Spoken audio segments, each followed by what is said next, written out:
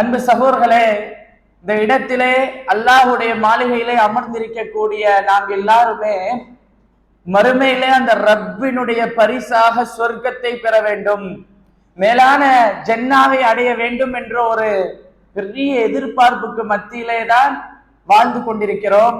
நிறைய அமல் இபாதத்துகள் செய்து கொண்டிருக்கிறோம்.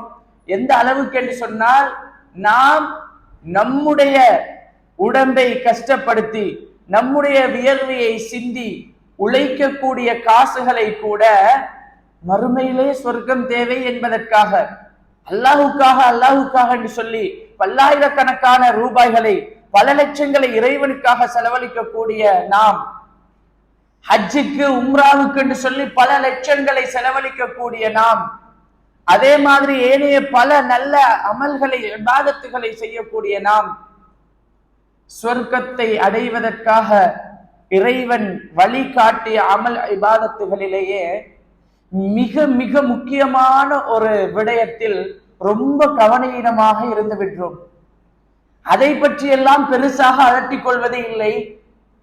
ஹஜ்ஜுடைய மாசம் வந்தால் ஹஜ்ஜிக்கு போகணும் என்று 3 மாசத்துக்கு முதலே தயாராகிற பல பேர், உலுஹியா கொடுப்பதற்காக காசை சேர்க்கிற பல பேர். அல்ஹம்துலில்லாஹ், முக்கியமான நன்மைகள், பெரிய இபாதத்துகள். ஆனால் அதை எல்லாத்தையும் விட தன்னை வணங்குவதற்கு அடுத்தபடியாக இறைவன் இந்த உலகத்திலே சொல்லக்கூடிய மிகப்பெரிய இபாதத் 17வது அத்தியாயம் சூரா அல் இஸ்ரா 23வது வசனத்திலே இறைவனை வணங்குவதற்கு அடுத்தபடியாக வகவா ரப்புக, அல்லாஹ்வுடைய கட்டளை, அல்லா தஅபுது இல்லா இய்யா, அல்லாஹ்வை தவிர நீங்க யாரையும் வணங்கக்கூடாது, வணக்கங்கள் எல்லாம் அவனுக்கு மட்டும்தான் சொல்லிவிட்டு அல்லாஹ்வை வணங்குறது தான் முக்கியம், அவனுக்கு இணை கொடுக்க கூடாது. அடுத்தது வபில் வாலிதைனி இஹ்சானா, உங்களுடைய பெற்றோர்களுக்கு நல்லுபகாரம் செய்யுங்கள், அவர்களுடைய விடயத்திலே நல்ல முறையில நடந்து கொள்ளுங்கள், இறைவனுடைய கட்டளை. அன்பு சகோதரர்களே, அல்லாஹ் தஆலா இதை சொல்லிவிட்டு இல்லா இய்யாஹு வபில் வாலிதைனி இஹ்சானா, உங்களுடைய பெற்றோர்களுடைய விடயத்திலே நல்ல முறையிலே நடந்து கொள்ளுங்கள் அப்படின்னு சொல்லிட்டு, அவர்களுக்கு நீங்கள் உபகாரம் செய்யுங்கள் அப்படின்னு சொல்லிவிட்டு, இம்மா யபுலுகன்ன இந்தகல் கிபர அஹதுஹுமா அவ் கிலாஹுமா ஃபலா தகுல் லஹுமா உஃப். இந்த குர்ஆன் வசனத்தை இந்த இடத்துல அமர்ந்திருக்கக்கூடிய நாம் எத்தனை தடவைகள் கேட்டிருப்போம். சின்ன பிள்ளைகள்ல இருந்து எல்லாருக்குமே இந்த குர்ஆன் வசனம் ரொம்ப கேட்டதாக இருக்கும், ரொம்ப தெரிஞ்சதாக இருக்கும். அவ்வளவு பிரபல்யமான ஒரு வசனம். ஆனா அதுல ஒரு விடயத்தை நாம் கொஞ்சம் சிந்திக்க மறந்திருக்கிறோம். அல்லாஹ் என்ன சொல்றான்? இம்மா யபுலுகன்ன இந்தகல் கிபர அஹதுஹுமா அவ் கிலாஹுமா. இது சூரா அல் இஸ்ரா 17வது அத்தியாயத்தின் 23வது வசனம். இதனுடைய மொழிபெயர்ப்பை நாங்க கொஞ்சம் எடுத்து வாசித்தால், உங்களுடைய பெற்றோர்கள் உங்களிடத்திலே இருக்கும் போது அவர்கள் முதியவர்களாக ஆகுவார்களா இல்லையா? இப்ப நிறைய பெற்றோர்களை பற்றிய விஷயங்கள் வரும்போது, அவர்களை பற்றி சொல்லப்படும் போது எல்லாமே யாருக்கு நிறைய சொல்லப்படுது தெரியுமா? சின்ன பிள்ளைகளுக்கு அல்லது இளைஞர் யுவதிகளுக்கு. உம்மா வாப்பாட பெருமதி, பெற்றோருடைய கண்ணியம் அப்படின்ட்டு அவர்களுக்கும் சொல்லப்படணும், அவர்களும் தெரிஞ்சு கொள்ளணும். இங்க ரப்பு யாரை பற்றி பேசுகிறான் தெரியுமா? இப்ப உங்களுடன் இருக்கும் போது அவர்கள் வயசாளிகளாக ஆகினால் அப்படின்னா என்ன அர்த்தம்? வயசாலின்னு நாங்க நம்முடைய பார்வையில எதை சொல்லுவோம்? ஒரு 50 வயது கடந்து இருக்கணும், 55 60 தாண்டி இருக்கணும். அப்படி எங்களுடைய பெற்றோர்களுக்கு 50 60 வயசு தாண்டும் பொழுது நாமளும் யாரா இருப்போம்? 2 பிள்ளைக்கு 3 பிள்ளைக்கு நாமளும் வாப்பாக இருப்போம். நமக்கும் மனைவி புள்ள என்று இருக்கும் குடும்பம். இந்த நேரத்தில் தான் அல்லாஹ் சொல்றான், இந்தகல் கிபர அஹதுஹுமா. எத்தனை பேர் இந்த சொல்ல நாங்க கவனிச்சிருக்கிறோம்? குர்ஆனை ஓதும் போது, வாசிக்கும் போது சும்மா பெற்றோர்களை பத்தி சொல்லுது அப்படின்னு பார்த்திருப்போமே தவிர, அல்லாஹ் தஆலா அஹதுஹுமா என்ற ஒரு வார்த்தையை பயன்படுத்துறார். எப்படி தெரியுமா? உங்களிடத்தில் இருக்கும் போது முதியவர்களாகினால் எப்படி? அவர்களில் அஹதுஹுமா ஒருத்தர், அவ் கிலாஹுமா அல்லது ரெண்டு பேரும். இப்ப நீங்க சும்மா சிந்திச்சு பாருங்க, ஏன் அல்லாஹ் இப்படி சொல்லணும்? இப்ப உம்மாக்கும் பாப்பாக்கும் கூடினா ஒரு 4 வருஷம் 5 வருஷம் 10 வருஷம் வித்தியாசம் இருக்கும். எப்படியுமே ரெண்டு பேரும் வயசாளிதான். சரி, ஏன் அல்லாஹ் அஹதுஹுமா அவ் கிலாஹுமா என்று பிரிச்சு சொல்லணும்? ஏன் ரெண்டு பேரும் வயசாளி ஆகினால் என்று சொல்லாம ரெண்டு பேரில் ஒருவர் அல்லது ரெண்டு பேரும் என்று சொல்லுகிறானாக இருந்தால் யதார்த்தம் என்ன தெரியுமா சகோதரர்களே? என்னை பெற்றெடுத்து என்னை வளர்த்து என்னை ஆளாக்கிய பெற்றோர்கள் அவர்கள் வயசாளிகளாக முதிர்ந்தவர்களாக மாறும்போது, சரி, நான் அவர்களை பராமரிக்கும் ஒரு காலம் வரும்போது அவர்கள் பெரும்பாலும் ஒருத்தர் உயிரோடு இருக்க மாட்டார்கள் சகோதரர்களே. நீங்க சிந்திச்சு பாருங்க. இதுல குறிப்பாக நிறைய ஆய்வு அறிக்கைகளின் படி நிறைய ஆய்வுகள் என்ன சொல்லுது தெரியுமா? இந்த ரெண்டு பேரில் உதாரணமா ஒரு வாப்பா உம்மா இருக்கிறாங்க, புள்ளைய வளர்க்கிறாங்க, புள்ள பெருசாகுது, புள்ள திருமணம் முடிக்குது, புள்ளைக்கும் புள்ள பிறந்துட்டு அந்த பேர பிள்ளைகளை பார்க்கக்கூடிய பாக்கியம் நிறைய அப்பா அம்மான்னு சொல்லுவோமே, இந்த அப்பா அம்மாருக்கு கிடைக்கிறது இல்லை. பிள்ளையுடைய திருமணத்துக்காக தயாராகிட்டு இருந்திருப்பார், ஆனா அதுக்கு முன்னாடி மௌத்தாகி விடுவார். சில நேரம் திருமணம் முடிச்சு தன்னுடைய மகளுக்கோ குழந்தை கிடைக்க முன்னாடி மௌத்தாகிடுவார். நீங்க ஆய்வு பண்ணிப்பா, பெரிய ஆய்வெல்லாம் தேவையில்ல. உங்கள் குடும்பத்தில் உங்களோட ஃபேமிலியில நீங்க கொஞ்சம் யோசிச்சு பாருங்க. அதிகமாக நீண்ட காலம் உயிர் வாழுவது அப்பா, அதாவது ஆண்கள், வயசான முதிய ஆண்களா பெண்களா? சிந்திச்சு பாருங்க. உங்களோட குடும்பத்துல உங்களோட உம்மம்மா வாப்பம்மா இருந்தாலும் பெரும்பாலும் நான் சொல்ற மாறி நடக்கும், இறைவனுடைய விதியின் அடிப்படையில் இருக்குது. ஆனால் பெரும்பான்மையாக பெண்கள் வயசாளிகளாக ஆகும்போது அவர்கள் வீட்டிலே உம்மம்மாமார்களாக வாப்பம்மாமார்களாக வாழும் போது நிறைய அப்பா அம்மார்கள் ஏற்கனவே மரணித்திருப்பார்கள். அல்லது ரெண்டு பேரில் முதலாவதாக மரணிக்க கூடியவர் அந்த ஆணாக, அந்த அப்பா வயசாலியான வாப்பாவாக இருப்பார். நாம் என்ன புரியணும் தெரியுமா? தந்தையுடைய உணர்வுகள் புரிந்து கொள்ளாத பிள்ளைகள் என்ற ஒரு தலைப்பு தரப்பட்டிருக்கிறது. அன்பு சகோதரர்களே, பெரியவர்களே, நிறைய நாங்க பயான்கள் கேட்டிருக்கிறோம், பெற்றோருடைய பெருமதி சம்பந்தமாக பேசி இருக்கிறோம், கேட்டிருக்கிறோம். இந்த இந்த இந்த எல்லா பயான்கள்லையும் பெரும்பாலும் நிறைய இடங்கள்ல பெற்றோர் என்று வரும்போது கூடுதலாக ஒரு 80% தாயை பற்றி, உம்மாவுடைய பெருமதி, தாய் என்று தான் பேசப்படுமே தவிர இந்த உலகத்தில் தாய்க்கு மட்டுமே இரண்டாவதாக ஆகக்கூடிய அந்த தந்தையை பற்றி பெரும்பாலும் பேசப்படுவதில்லை. பெற்றோர்கள் என்று வரும்போது உம்மா வாப்பா ரெண்டு பேரும் சேர்ந்து தான் பெற்றெடுப்பாங்க, ரெண்டு பேரும் தான் பெற்றோர்கள். ஆனால் அந்த பெற்றோர்கள் என்று வரும்போது தாய்க்கு கொடுக்கப்படுற முக்கியத்துவம், தாய்க்கு மிகப்பெரிய கண்ணியம் இஸ்லாம் கொடுத்திருக்கிறது, எந்த மாற்று கருத்தும் இல்லை. ஆனால் தந்தை என்பவர் ஒதுக்கப்பட வேண்டியவரோ அல்லது குறைத்து மதிப்பிடப்பட வேண்டியவரோ, அவரை பற்றி பேசாமல் இருக்கவும் முடியாது சகோதரர்களே.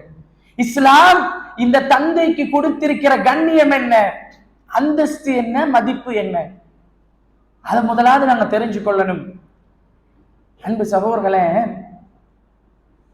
இமாம் முஸ்லிம் அவர்கள் 1510வது செய்தியாக பதிவிட்டாங்க. அபூ ஹுரைரா ரலியல்லாஹு அன்ஹு அறிவிக்கக்கூடிய செய்தி. அல்லாஹ்வுடைய தூதர் சொல்றாங்க, ஒரு மகன், ஒரு பிள்ளை தன்னுடைய வாப்பாவுக்கு, தன்னுடைய தந்தைக்கு எதை செய்தாலும், நல்லா புரியணும் வார்த்தைய, எதை செய்தாலும், இந்த உலகத்துல ஒரு மகன், ஒரு புள்ள தன்னை பெற்றெடுத்து வளர்த்து ஆளாக்கிய தன் தந்தைக்கு அவர் எதை செய்தாலும் உலகத்துல ஈடாகாதார். உங்களை வளர்த்த வாப்பாக்கு நீங்க 100 கோடி கொடுங்க, சல்லி, பெரிய மாட மாளிகை கட்டி கொடுங்க, அல்லாஹ்வுடைய தூதர் சொல்றாங்க ஈடாகாது. ஒன்றே ஒன்றை சொன்னார்கள். அந்த வாப்பா ஒரு அடிமையாக இருந்து, வேற ஒருத்தருக்கு அடிமையாக இருந்து, இந்த புள்ள மகன் தன் செலவில் தன் சொந்த காசில் தன் வாப்பாவை விடுதலை செய்தான். அதை தவிர இப்ப இந்த காலத்துல அப்படி ஒன்று இல்லை. அதனால இந்த உலகத்தில் நமது தந்தைக்கு நாம் எது செய்தாலும் தந்தை நமக்கு செய்ததற்கு ஈடாக்கவே முடியாதாம். இன்றைக்கு முஸ்லிம் குடும்பங்களில் பெரும்பாலும் ஏண்டா ஒரு ஹதீஸ் இருக்கிறா இல்லையா, அதாவது உம்மா சரி, அப்ப முதலாவது யார நேசிக்கணும்? உம்மாவை. ரசூலுல்லாஹ் கிட்ட கேட்கப்படுது, பிறகு யாரு? உம்மா. பிறகு யாரு? உம்மா. பிறகு வாப்பா. இதுல உம்மாக்கு அடுத்து வாப்பா என்று தான் சொல்லப்பட்டிருக்கிறதே தவிர வாப்பா ஒதுக்கப்பட்டவர் என்று இந்த ஹதீஸ் சொல்லல. வாப்பா பெருமதி இல்லாதவர் என்று இந்த ஹதீஸ் சொல்லல. நாங்க தப்பா விளங்கி மாறி விளங்கி உம்மாதான் முக்கியம், வாப்பாவுக்கு எந்த பெருமதியும் இல்லைன்னு நாங்க நினைக்கிறோம். நிறைய முஸ்லிம் வீடுகளில், நிறைய குடும்பங்களில் ஒரு தந்தை எப்படி பார்க்கப்படுகிறார் தெரியுமா? சின்னத்திலிருந்தே பெரும்பாலும் உம்மாமார் பிள்ளைகளோட நிறைய இரக்கம் பாசம், அவங்க தான் கொஞ்சி குழாவி நல்லா இரக்கமா வளர்ப்பாங்க. வாப்பா கொஞ்சம் கடுமையானவர், கொஞ்சம் கோபக்காரர். பிள்ளைக்கு வாப்பா வந்தா சொல்லி கொடுப்பேன், வாப்பா வந்தா அடிப்பார், வாப்பா வந்தா தண்டனை தருவார் என்று வாப்பாவை சொல்லி சொல்லி பயங்காட்டித்தான் வளர்க்கப்படும். அப்ப சின்னத்திலிருந்து பிள்ளைகளுக்கு வாப்பா என்பது கொஞ்சம் தூரமாகத்தான் இருக்கிறது. எந்த அளவுக்கு என்றால் சில குடும்பங்கள், சில பிள்ளைகள், மாணவர்கள், இளைஞர்கள் தன் வாழ்க்கையை தனக்கு எதிரியாக பார்க்கிறதே தன் தந்தையை தான். இவர் எதை எப்ப பார்த்தாலும் சட்டம் போட்டுட்டு திட்டிட்டு ஏசிட்டு எதை செஞ்சாலும் அதுக்கு எதிராக ஒன்று சொல்லிட்டு கோபமாகத்தான் இருப்பார். இவருக்கு வேலை என்னை எதிர்க்கிறதா? இப்படிதான் நிறைய இளைஞர்களுடைய சிந்தனை. நிறைய பேர் எப்படின்னா வாப்பாவை ஒரு கோபக்காரனாக, ஒரு அரக்கன் மாதிரி எல்லாம் பாதுகாக்கணும். தன் வாழ்க்கையில் ஒரு வில்லனாக தன் தந்தையை பார்க்கக்கூடிய எத்தனையோ பிள்ளைகள் இருக்கிறார்கள்.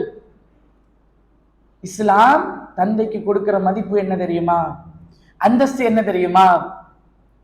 அன்பு சகோதரர்களே, அப்துல்லா இப்னு அம்ர் இப்னு ஆஸ் ரலியல்லாஹு அன்ஹு அவர்கள் அறிவிக்கக்கூடிய செய்தி, இமாம் அபூ தாவூத் அவர்கள் 3530 செய்தியாக பதிவிடுகிறார்கள். அல்லாஹ்வுடைய தூதரிடத்தில் ஒரு மனிதர் வருகிறார். ரசூலுல்லாஹ் கிட்ட ஒரு செய்தி சொல்றார். யார் ரசூலுல்லாஹ், எனக்கு நல்ல செல்வம் இருக்குது, நல்ல வசதியானவன், அதே மாதிரி யார சொல்லலாம், எனக்கு குழந்தைகளும் இருக்கிறார்கள், பிள்ளைகளும் இருக்கிறார்கள். இப்ப என்ன சொல்ல வர்றாருன்னு நினைக்கிறீங்க? வசதி இருக்குது, செல்வம் இருக்குது, அதே போன்று பிள்ளைகளும் இருக்கிறார்கள் என்று அவர் சொல்றாருன்னா என்ன சொல்றார்? எப்படி வசதி இருக்குதோ, எப்படி செல்வம் இருக்குதோ, பிள்ளை இருந்தால் என்ன செய்யும்? அதே மாதிரி செலவும் இருக்கும். பிள்ளைய வளர்க்கறதுக்காக செலவழிக்கணுமா இல்லையா? அப்ப செல்வமும் இருக்குது, செலவும் இருக்குது.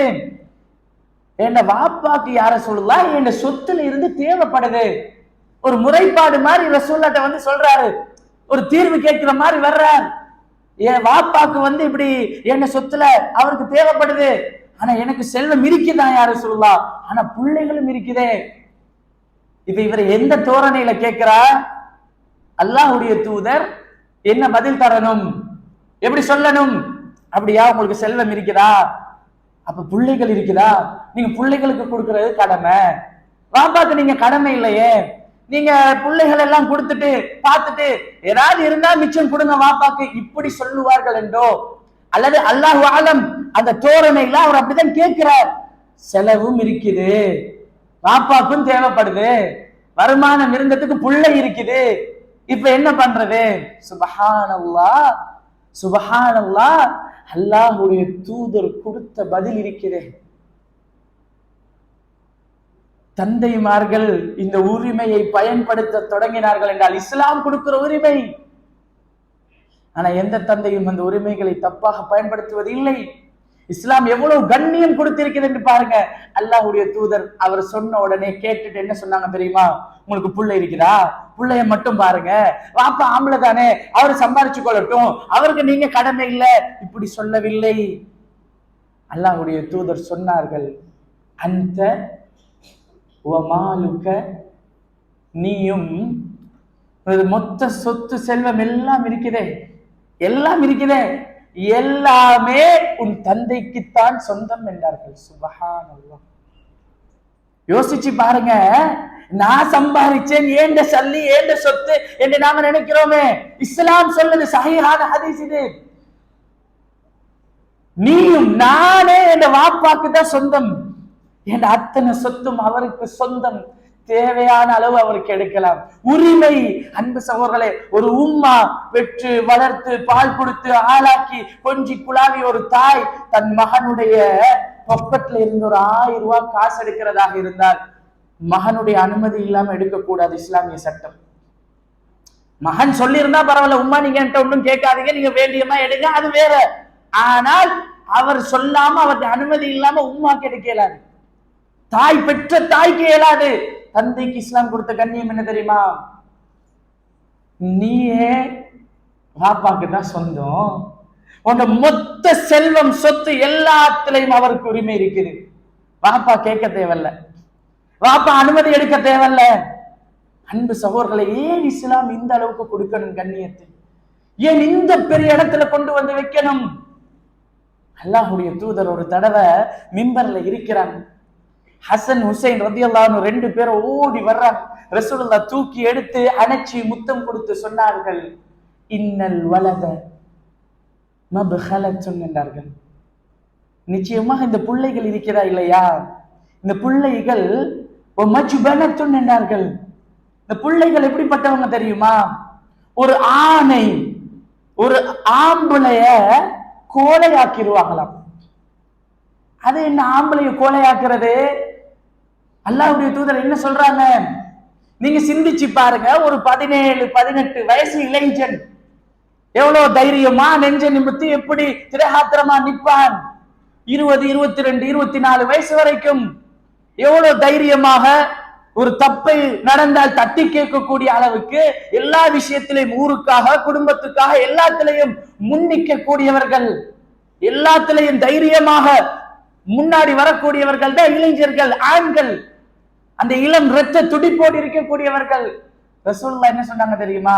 இந்த பிள்ளைகள் என்ன செஞ்சிரும்? கோழைத்தனத்தை உருவாக்கிறோம் என்றாங்க. என்ன கோழைத்தனம்? என்ன கோழைத்தனம்? தான் இளைஞனாக இருக்கும் வரைக்கும் ஊர்ல சின்ன ஒரு பிரச்சனையா முன்னாடி வந்து நிற்பவர், மார்க்கத்துல ஏதாவது இதா பள்ளியில ஏதாவது பிரச்சனையா இளைஞர்கள் முன்னாடி வந்து நின்றுவார்கள். எல்லா விஷயத்திலையும் முன்னாடி முன்னாடி வரக்கூடிய அந்த இளைஞர்கள் திருமணம் முடித்த பின்னாடி தனக்கு ஒரு குழந்தை கிடைத்த பின்னாடி, தான் ஒரு வாப்பாக ஒரு தந்தையாக மாறிய பின்னாடி பள்ளியில பிரச்சனை வரும், ஊர்ல பிரச்சனை வரும், அடுத்த வீட்டுல பிரச்சனை வரும். இப்ப புள்ள இருக்குது, ஆரம்பத்தில் அப்படி துட்டியாக நின்றவர், இல்லம் துட்டிப்போடு அப்படி முன்னாடி வந்தவர், எதுவாக இருந்தாலும் நான் இருக்கிறேன் என்று பேசியவர், தனக்கு புள்ள வந்த பிறகு என்ன செஞ்சிருவார்? நானும் இப்ப குடும்பம் ஆகிட்டேன், நானும் ஒரு வாப்பா ஆகிட்டேன், எனக்கும் ஒரு புள்ள இருக்குது, நான் ஏன் இந்த தேவையில்லாத பிரச்சனைகளில் என்னுடைய நேரத்தை செலவழிக்கணும்? நான் ஏன் இதுல சும்மா போய் இத சம்பந்தப்படணும்? ஏதாவது நடந்தால் புள்ள இருக்குதே எனக்கு. யோசிப்பார்கள். எந்த அளவுக்கு என்னால் இந்த ஹதீஸுக்கு விளக்கம் கொடுக்கக்கூடிய இமாம்கள் சொல்கிறார்கள், சஹாபாக்கள் அல்லாஹ்வுடைய பாதையிலே அந்த ஷஹாதத்தை விரும்பியவர்கள், யுத்த களத்துக்கு போய் அல்லாஹ்வுக்காக உயிரை தியாகம் செய்யணும் என்று விரும்பியவர்கள் கூட திருமணம் முடிச்சு குழந்தை பெற்றெடுத்ததன் பின்னாடி யுத்தத்துக்கு அழைப்பு வரும்போது கொஞ்சம் நின்று நிதானமா கொஞ்சம் யோசித்து, மனைவி இருக்குது, புள்ள இருக்குது, குடும்பமாகிட்டோம், நாம் மௌத்தாகினால் பிள்ளைகளுடைய நிலைமை என்னன்னு சிந்திக்கக்கூடிய ஒரு சின்ன பின்னடைவு வருமே, கொஞ்சம் அவர் யோசிப்பாரு. இதுதான் அந்த புள்ள அந்த ஆணுக்குள்ள கொண்டு வர கோழைத்தனம். இளம் வயசுல இருந்த மாதிரி எல்லாத்துக்கும் அவர் முன்னாடி போக மாட்டார், எல்லா பிரச்சனைகளையும் தலையிட மாட்டார், கொஞ்சம் ஒதுங்கி ஓரமாகத்தான் நிற்பார். மபஹலத்துன் என்ன? பகைல்தனம், கஞ்சத்தனம். குழந்தைக்கு பிறகு எப்படி ஒரு ஆண் கஞ்சத்தனமாக மாறுறது? அல்லாஹ்வுடைய தூதர் சொல்றாங்க, அதாவது இப்ப ஒரு புள்ள கிடைக்கிற நேரம் ஒரு தந்தையின் உணர்வு எப்படி இருந்திருக்கும்? முதல்ல சம்பாதிக்கிற நேரம் நல்ல மார்க்க உணர்வு இருந்திருந்தால் அவர் என்ன செய்வார்? அல்லாஹ்வுடைய மாளிகைக்காக நிறைய செலவழிப்பார், தாவாவுக்காக நிறைய கொடுப்பார், மார்க்க பிரச்சாரத்துக்காக நிறைய செலவழிப்பார், ஏழைக்காக கொடுப்பார், குடும்பத்தில் உள்ள கஷ்டப்படுறவங்களுக்கு எல்லாம் கொடுப்பார். இப்படி நல்ல செலவாளியாக கொடை வள்ளலாக இருப்பவர்கள் கூட திருமணம் முடிக்க முன்னாடி தன்னுடைய குடும்பத்துல இருந்த எல்லாருக்கும் சம்பளம் வாங்கின பின்னாடி, வியாபாரத்துல ஒரு லாபம் வந்த பின்னாடி எல்லாருக்கும் கொடுத்தவர், குடும்பத்துக்கு அடிக்கடி சாப்பாடு போட்டவர்கள் எல்லாம் திருமணம் முடிச்சு என்றைக்கு தன் பிள்ளை தன்னுடைய மனைவியுடைய வயிற்றிலே வளருகிறது என்று என்றைக்கு தெரிய ஆரம்பிச்சதோ அண்டையில இருந்து அவருக்கே தெரியாம அவர் கொஞ்சம் கஞ்சனாகிடுவார். பள்ளியில கேட்பாங்க, அல்லாவுக்காக 10,000 கொடுத்தவர் 5,000 ஆக்கிடுவார். ஏன்? புள்ள கிடைக்க போகுது, பிள்ளைக்கு வாங்கணும். தப்பு கிடையாது. எப்படி ஒரு தந்தை தன் பிள்ளைக்காக பிள்ளைய கண்ணால காணவே இல்லை, எப்படிப்பட்ட பிள்ளையாக வரப்போகுதுன்னு தெரியாது. ஆனால் ஒவ்வொன்றாக சிந்திச்சு பிள்ளைக்கு இப்படி கொடுக்கணும், புள்ள பெத்தெடுக்க முன்னாடியே பிள்ளைக்கு விளையாட்டு உபகரணம் வேண்டுமா, அந்த ஆடைகள் வேண்டுமா, என்னென்ன தேவைன்னு சிந்திச்சு செய்தவர். எந்த அளவுக்கு என்னால், ஒரு தந்தை என்னோட பேசுற நேரம் அவருக்கு 2 புள்ள. அவர் ஒரு வேகமா, நான் ஒரு அவசரத்துக்கு சொல்றேன், கொஞ்சம் லேட் ஆகிட்டு நல்லா ஸ்பீடா வாங்க, இல்லாட்டி லேட் ஆகிரும். அவர் வந்த பின்னாடி என்ன சொன்னார் தெரியுமா? பைக்ல நீங்க சொன்னீங்களே ஃபாஸ்டா வர சொல்லி, நான் வேகமாக வருவதற்கு இந்த பைக்ல இது பண்ணணுமா இல்லையா, ஸ்பீடை கூட்டுற நேரம் எல்லாம் சைட் கண்ணாடியில பின்னாடி உள்ள வாகனம் எல்லாம் விளங்குது, என்னுடைய பிள்ளையுடைய முகம்தான் விளங்குது என்றார். நீங்க சிந்திச்சு பாருங்க, ஒரு 18 வயசுல லைசன்ஸ் கையில கிடைச்ச உடனே ஒரு ஆம்பளை புள்ள, ரத்த துடிப்போடு இருக்கிற புள்ள எப்படி வேகமா அந்த பைக் ஓட்டுவாங்க? சும்மா யோசிச்சு பாருங்க. 18, 19, 20 வயசு இளைஞர்கள் எவ்வளவு பெரிய மெயின் ரோடாக இருந்தாலும் தன்னுடைய வேகத்தை குறைக்க மாட்டாங்க. எவ்வளவு பெரிய ரிஸ்கான பாதையா இருந்தாலும் அவருக்கு தன் மீது என்ன, அதாவது அந்த வேகமா ஓட்டணும் என்ற ஒரு உணர்வு இருக்கும். அப்படியெல்லாம் இருந்த இளைஞன் தான், அப்படியெல்லாம் வேகமா போன இளைஞன் தான். திருமணம் முடிச்சு தன் மனைவி வயிற்றில் தன் வாரிசு வளருகிறது என்று தெரிஞ்ச உடனே மெதுவாக போவார். ஏன்? எனக்கு என்னமாவதாகி நான் 4 நாளைக்கு ஆஸ்பத்திரியில் இருந்தால் என் புள்ள வளருதே. இல்ல வாப்பாமார்கள் திருமணம் முடிச்சு பிள்ளைகள் 2 பிள்ளைக்கு 3 பிள்ளைக்கு வாப்பா அவ்வளவு அதிவேகமா போக மாட்டார். ஏன் சொல்லுங்க? அவருடைய சிந்தனைகள் எல்லாம் எனக்கு ஏதாவது நடந்தால் பிள்ளைக்கு என்ன, யாரு சாப்பாடு கொடுக்கிறது, யாரு ஏதாவது உணர்வு. அப்படி பாசத்தையும் நேசத்தையும் பிள்ளைகளுக்குள்ளே வைத்து பிள்ளைகளை வளர்த்து ஆளாக்கக்கூடிய தந்தைமார்களை இன்றைக்கு சமூகம், நம்முடைய முஸ்லிம் சமூகம் அந்த வாப்பாவுக்கு கொடுத்த கண்ணியம் என்ன? அந்த வாப்பா அவருக்கு இதுவரைக்கும் கண்ணியம் தெரியுமா சகோதரர்களே? நம்ம பெருசா மார்க்கவாதிகள், குர்ஆன் சுன்னாவை பின்பற்றக்கூடியவர்கள் என்றெல்லாம் பேசுற பல பேர் கூட அந்த வாப்பாவுக்கு எதுவரைக்கும் கண்ணியம் கொடுக்கிறோம் தெரியுமா? அந்த தந்தை ஆண் என்பவர் ஒரு காசு சம்பாதிக்கும் கருவியாகத்தான் சமூகத்துல பார்க்கப்படுறாங்க. அவர் நல்லா சம்பாதிக்கும் வரைக்கும் அவருக்கு மதிப்பு, அந்த கையில 4 காசு புலங்கும் வரைக்கும் அவருக்கு மதிப்பு. என்றைக்காவது அவர் சுகம் இல்லாமல் ஒரு நோய்வாய்ப்பட்டு ஒதுங்கிட்டாருன்னு வைங்க, வயசாலியாகி சம்பாதிக்க முடியாத ஒரு காலம் வந்து உட்கார்ந்துட்டாருன்னு வைங்க, அதுக்கு பிறகு எப்படா இவர் மௌத்தாகுவாருன்னு நினைக்கக்கூடிய எல்லாம் பாதுகாக்கணும்.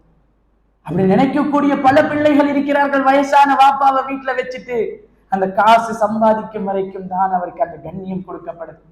அதுக்கு பிறகு அவரை ஒரு மனிதனாகவே மதிக்கிறார்கள் இல்லை. இது சமூகத்திலே மாறப்படணும் சகோதரர்களே.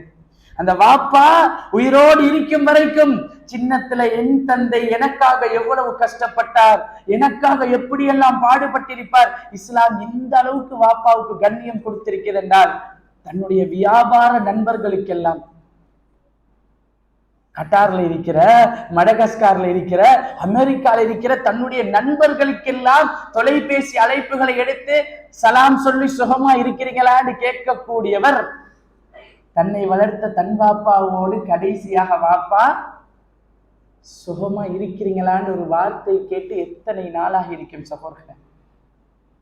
எந்த தந்தையும் தன் மகன் தனக்காக செலவழிக்கணும் என்றோ, தன்னை பெரிய ராஜாவாக வச்சு பார்க்கணும் என்றோ, தனக்கு பெரிய ஒரு கண்ணியத்தை வழங்கி தனக்கு பெருசா கொட்டணும் என்றோ விரும்புவதில்லை. வாப்பாமார் எல்லாம் வளர்க்கிற நேரம் சொல்றது, நான் இல்லாவிட்டாலும் என் புள்ள கஷ்டப்படக்கூடாது, அதுக்காகத்தான் நான் இவ்வளோ உழைக்கிறேன், நான் இவ்வளவு கஷ்டப்படுறேன். ஆனால் அப்படிப்பட்ட அந்த தந்தையை நாம் எந்த அளவு தூரத்துக்கு நேசிக்கிறோம், அவருடைய உள்ளத்திலே உள்ள அந்த உணர்வுகளை எந்த அளவுக்கு புரிந்து கொள்கிறோம். அல்லாஹ் தஆலா சொல்றான், ஃபலா தகுல் லஹுமா உஃப், இது தாய்க்கும் தான் தந்தைக்கும் தான், பாப்பாவுக்கும் சேர்த்துதான். வலா தன்ஹர்ஹுமா, அவங்கள விரட்டிடாதீங்க என்று அல்லாஹ். இன்னைக்கு எத்தனை முஸ்லிம் குடும்பங்களிலே வாப்பாவை கணக்கெடுப்பது கிடையாது. நீங்க ஆம்பளை தானே, சம்பாரிச்சுக்கோங்களே, நீங்க அப்படின்ற மாதிரி. கரீமா, அந்த வயசான பெற்றோர்கள் விரும்புறதெல்லாம், நாங்க வளர்த்த புள்ள எங்களோட அன்பாக நடந்து கொள்ளணும், எங்களுடைய உணர்வுகளை மதித்து நடக்கணும். வயசாலியாகினால் கொஞ்சம் ஏசுவார்கள் சகோதரர்களே, இது இயல்பு. நான் வயசாலியாகினாலும் அப்படித்தான் பேச போறேன். கொஞ்சம் எல்லா விஷயத்திலையும் 4 விஷயத்துல பேசுவார்கள், தனக்கு சம்பந்தம் இல்லாத விஷயத்திலையும் வந்து மூக்கு நுழைப்பார்கள், இது இயல்பு. அப்படி நடக்கும் போது பல இடங்கள்ல வயசான காலத்துல ஓரமா உட்காருங்க, உங்களுக்கு என்னதுக்கு தேவையில்லாத பேச்சு, நீங்க எல்லா விஷயத்திலையும் மூக்கு நுழைக்க வாருங்க. இப்படி தன்னை பெற்று வளர்த்து ஆளாக்கி தனக்காகவே வாழ்ந்த தன் தந்தைக்கு இப்படி ஒரு வார்த்தையை பேசுகிறார்கள் என்றால் எந்த அளவுக்கு என்ன. சில வாப்பாமார் கஷ்டப்பட்டு பிள்ளைகளை வளர்த்திருப்பாங்க, இன்னும் சில வாப்பாமார் அல்லாஹ்வுடைய அருளால நல்ல வசதியா பெருசாக வாழ்ந்திருப்பார்கள். மற்றவர்கள் வசதியாக நல்லா வாழுவதை பார்த்து அவங்களோட வாப்பா எப்படி கொடுத்தாரு, இவரும் இருக்கிறாரே, என்னத்தை செஞ்சிட்டார் எங்களுக்கு. இந்த ஒரு வார்த்தை சகோதரர்களே, அன்பு சகோதரர்களே, என்ன செஞ்சிட்டார் என்று வாப்பாவை பார்த்து ஒரு வார்த்தை ஒரு புள்ள கேட்டுட்டால் 60 வருஷம் அவர் வாழ்ந்த அந்த வாழ்க்கையை அப்படியே ஒட்டச்சி போட்டோம் என்று அர்த்தம். பிள்ளைக்காக அவர் எவ்வளவு கஷ்டப்பட்டார் என்று நமக்கு தெரியாது சகோதரர்களே. இஸ்லாம் இந்த அளவுக்கு ஒரு தந்தைக்கு கண்ணியத்தையும் கௌரவத்தையும் கொடுத்திருக்கிறது என்றால், அந்த தந்தையை இன்னும் அதிகமாக நேசிக்கக்கூடிய பிள்ளைகளாக, அந்த தந்தையுடைய உணர்வுகளை இன்னும் அதிகமாக மதித்து அவரோடு இன்னும் நேரம் செலவழிக்கக்கூடிய பிள்ளைகளாக, அவரிடத்திலே அவருடைய அனுபவத்தை மதித்து ஆலோசனைகளை கேட்கக்கூடிய பிள்ளைகளாக. சும்மா நமக்கு அவர்களிடத்துல எந்த தேவையும் இல்லாட்டி, வாப்பா இப்படி ஒரு வியாபாரம் ஆரம்பிச்சிருக்கிறேன், துவா செய்யுங்க வாப்பா, ஏதாவது ஐடியா இருந்தா, எக்ஸ்பீரியன்ஸ் உள்ளவங்க, ஏதாவது வாழ்க்கையில 4 விஷயத்தை கண்டவங்க இருந்தா சொல்லுங்க வாப்பா, ஒரு கடமைக்காவது. சரி, அவருக்கெல்லாம் என்ன தெரியும், அவர் என்னத்தை படிச்சிருக்கிறார், நீங்க எவ்வளவு பெரிய ஆளா இருக்கலாம் படிச்சு, யாருடைய வியர்வை உங்களை அந்த கல்வி அறிவை தந்தது, படிக்க வச்சது யார், உங்களை ஆளாக்கியது யார்? அந்த சிந்தனையை மறந்து விட்டு தந்தைமார்களை ஒதுக்கி விடவோ அவர்களுடைய உணர்வுகளை உடைத்து விடவோ கூடாது. அந்த தந்தையை மதித்து பாசம் காட்டி அன்பு காட்டி அவர்களோடு ரொம்ப நெருக்கமாக வாழக்கூடிய ஒரு வாழ்க்கை வல்லவன் ரஹ்மான் எனக்கும் உங்களுக்கும் தர வேண்டும்.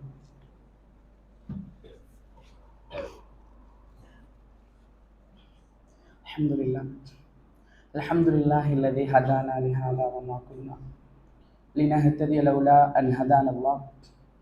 அன்பு சகோதரர்களே, உண்மையாக ஒரு தந்தையுடைய உணர்வுன்னு சொல்லும்போது, அந்த வாப்பா அந்த வீட்டிலே எப்படி நடாத்தப்படுகிறார் என்று பார்க்கும் பொழுது, சின்ன வயசுல ஒரு சின்ன குழந்தைகளுக்கு வாப்பா ரொம்ப பிடிச்ச ஒருத்தராக இருப்பார். அந்த வாப்பா வெளியே போனா புள்ள அழுதுட்டே பின்னாடி போகும்.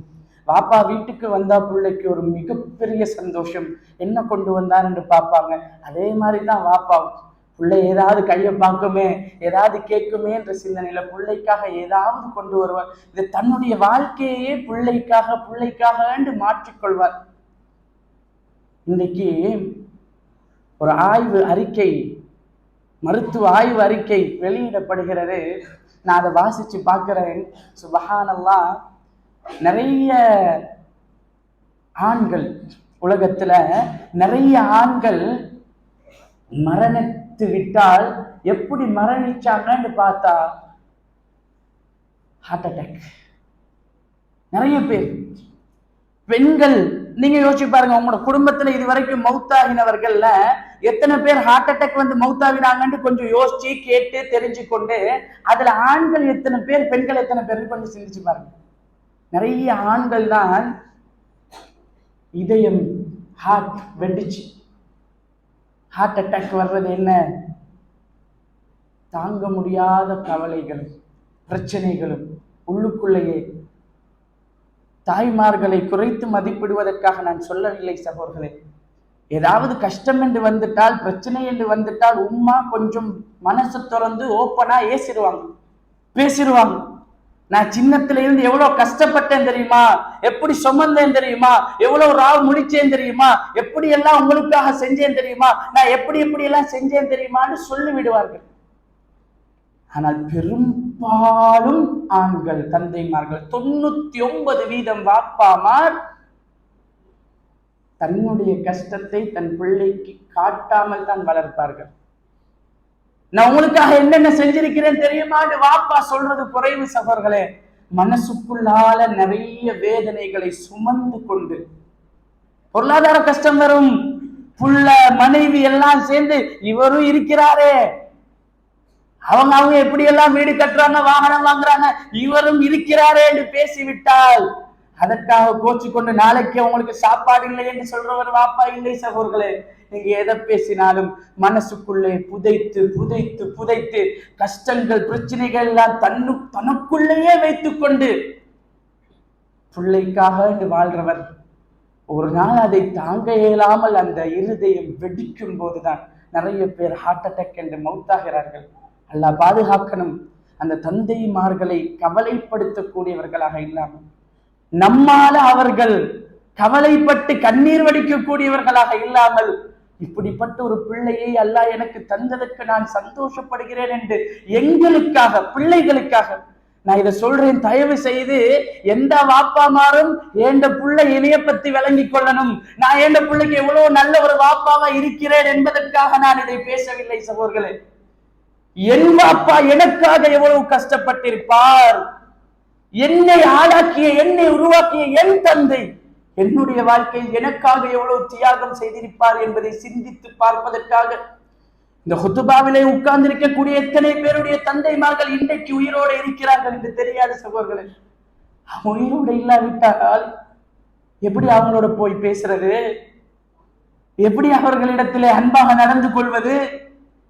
இன்றைக்கும் நிறைய பேர் என் பாப்பா மட்டும் இன்றைக்கு உயிரோடு இருந்திருந்தா எனக்கு பிரச்சனைன்னு வரும்போது ஏதாவது ஒரு வகையில தோள் கொடுப்பாரு, ஏதாவது ஒரு வகையில எனக்கு உதவி செய்வாரே என்று இருந்திருந்தால் எவ்வளவு நல்லா இருந்திருக்கும் என்று யோசிக்கக்கூடிய எத்தனையோ பேர் இருக்கிறார்கள் சகோதரர்களே. அன்பு சகோதரர்களே, ஒரே ஒரு செய்தியை சொல்லி நிறைவு செய்கிறேன். அப்துல்லா இப்னு உமர் ரலியல்லாஹு அன்ஹு அவர்கள் ஒரு தடவை அப்படி நடந்து போய்த்துட்டு இருக்கிறாங்க பாலைவனத்துல. ஒரு காட்டு அரபி அப்படியே வர்றார். அவர் கண்டத்தோட அப்துல்லா இப்னு உமர் ரலியல்லாஹு அன்ஹு அவர்கள், நீங்க இன்னாருடைய மகனா அப்படின்னு விசாரிக்கிறாங்க. அவர் சொல்றாரு ஆமாம் என்று சொன்ன உடனே இப்னு உமர் ரலியல்லாஹு அன்ஹு அவர்கள் தான் போட்டிருந்த அந்த தலை கவசம் இருக்குதா இல்லையா, இந்த தலை கவசத்தை அப்படியே எடுத்து கலட்டி அவர் இந்த தலையில போட்டுடுறாங்க. தான் வந்த அந்த வாகனத்தை அப்படியே அவருக்கு கொடுத்து, இதை நீங்களே வச்சுக்கோங்க அப்படின்னு கொடுத்து வழி அனுப்பி வைக்கிறார்கள். அவரோட வந்து மற்ற சஹாபாக்கள் கேட்கிறாங்க, இவருக்கு சாதாரண காட்டரபி, இவருக்கு போய் ஒரு தலைப்பாய கொடுத்திருந்தாலே அவருக்கு பெருசா இருந்திருக்கும், ஏன் இவருக்கு வாகனம் எல்லாம் கொடுக்கிற அளவுக்கு என்ன, இவர் யாரு, அவ்வளவு பெரிய ஆள் இல்லையே. அப்துல்லா இப்னு உமர் ரலியல்லாஹு அன்ஹு என்ன சொன்னாங்க தெரியுமா? இமாம் முஸ்லிம் 2552 செய்தியாக பதிவிடுறாங்க. அல்லாஹ்வுடைய தூதர் சொல்ல நான் கேட்டிருக்கிறேன், இன்ன அபர்ரல் பிர், நாங்க நன்மை பல நன்மைகள் செய்யறோமே சகோதரர்களே. அல்லாஹ்வுடைய தூதர் சொன்னார்கள், இன்ன அபர்ரல் பிர், நன்மைகளிலேயே மிகப்பெரிய நன்மை எது தெரியுமா? தன் தந்தையுடைய நண்பருடைய குடும்பத்துக்கு நலவு செய்வது. சுப்ஹானல்லாஹ். வாப்பாட கூட்டாளிட குடும்பத்துக்கு நல்லது செய்வது, வாப்பாட கூட்டாளியுடைய நண்பருடைய பிள்ளைகளோடு நல்லா நடந்து கொள்வது நன்மையிலே மிகப்பெரிய நன்மையாம். அப்ப வாப்பாவோட நல்ல நல்ல முறையில நடந்து கொள்றது, வாப்பாவுக்கு உபகாரம் செய்வது.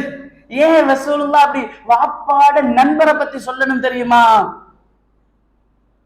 நிறைய வாப்பாமார் மௌத்தாகி ஜனாசாவாக அவர்கள் அடக்கம் செய்யப்பட்ட பின்புதான் அந்த நண்பர்கள் வருவார்களே, கூட்டாளிமார்கள் எல்லாம் வருவார்களே, வந்து பேசுவார்களே, உங்களோட வாப்பா உங்களுக்காக எவ்வளவு கஷ்டப்பட்டார் தெரியுமா, நீங்க சின்னத்துல எவ்வளவு எல்லாம் கடன் எடுத்திருக்கிறார் தெரியுமா, பிள்ளைய வளர்க்க உங்களை படிக்க வைக்க எவ்வளவு ஓடி இருக்கிறார் தெரியுமா, எங்கள்கிட்ட எல்லாம் உங்களை பற்றி சொல்லி எவ்வளவு கவலைப்பட்டிருக்கிறார் தெரியுமா என்று அந்த வாப்பா மௌத்தாகிய பின்னாடி அந்த வாப்பாவுடைய நண்பர்கள் வந்து சொல்லும் போது அப்பதான் ஏண்ட வாப்பா இவ்வளவு இப்படி பொறுமதியானவரா, உயிரோடு இருக்கும் போது நான் அவரை விளங்கி கொள்ளலையே, சிம்பிளா என்ன செஞ்சிட்டார், அவர் எங்களை எங்க பெருசா பார்த்துட்டார் என்று பேசக்கூடிய எத்தனையோ பிள்ளைகள்.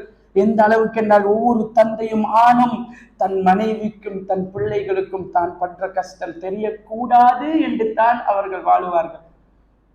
வாப்பாட நண்பனுக்குத்தான் தெரியும் அவருடைய பொருளாதாரம் என்ன கஷ்டம் வந்தாலும் உம்மாட்ட போய் பேச இயலாது.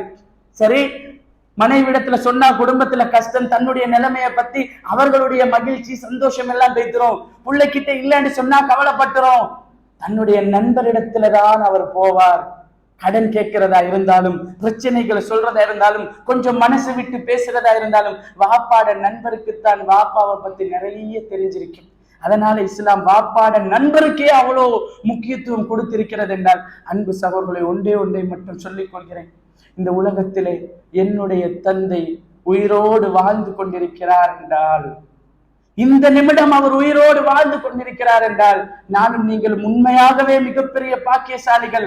அவரிடத்திலே போய் பேசி, அவரிடத்திலே வாப்பா நீங்க எனக்காக எவ்வளவு எல்லாம் கஷ்டப்பட்டிருக்கிறீர்கள், அவங்களுக்காக என்ன வாப்பா செய்யணும், எந்த அளவுக்கு தெரியுமா சகோதரர்களே? சில நேரம் என் மனைவிக்கு என்ன பிடிக்கும், என் பிள்ளைக்கு என்ன பிடிக்கும், சாப்பிட எங்க போக பிடிக்கும், என்ன செய்ய பிடிக்கும், என் உம்மாவுக்கு என்ன சாப்பாடு பிடிக்கும், என்ன கலர் ஆடை பிடிக்கும் என்றெல்லாம் தெரிந்து வைத்த பல பேருக்கு தன் வாப்பாவுக்கு என்ன கலர் பிடிக்கும் என்று தெரியாது, என்ன ட்ரெஸ் பிடிக்கும் என்று தெரியாது, வாப்பாவுக்கு என்ன சாப்பாடு பிடிக்கும் என்று தெரியாது. ஏன் தெரியாது? ஏன் தெரியாது? தன்னுடைய ஆசைகளை எல்லாம் அடக்கி அடக்கி அடக்கி தன்னுடைய பிள்ளைக்காக தியாகம் செய்து வாழ்ந்தவர் தான் இந்த தந்தை சகோதரர்களே. வாப்பாக்கு எது பிடிக்கும் என்று தெரிய அவர் சொல்லி இருக்கணுமே, இது எனக்கு பிடிக்கும் என்று. ஒரு பெரிய ரெஸ்டாரண்ட்ல போய் உட்கார்ந்தால் கூட பிள்ளைக்கு எல்லாத்தையும் வாங்கி கொடுத்துட்டு தனக்கு சின்னதா ஒரு குறைஞ்ச விலையில சாதாரண ஒரு ஏதாவது சாப்பிட்டு வருவார். ஏன்? அவருக்கும் ஆசை இல்லாமையா, அவருக்கும் டேஸ்ட் இல்லாமையா நாக்கல, நான் இதை சாப்பிட்டு விட்டால் பிள்ளைக்கு அதை விட வேற ஏதாவது இன்னொன்று வாங்கி கொடுத்துடலாமே. வேற நாளைக்கு ஆடை வாங்கும் போது குடும்பத்துக்காக முழுக்க செலவழிக்கக்கூடிய தந்தைமார்கள், எனக்கு தேவையில்லை, எனக்கு போதும் இருக்கிறது, காசு இல்லாமல் இல்லை, அவருக்கும் புதுசா உடுக்க ஆசை இல்லாமல் இல்லை சகோதரர்களே.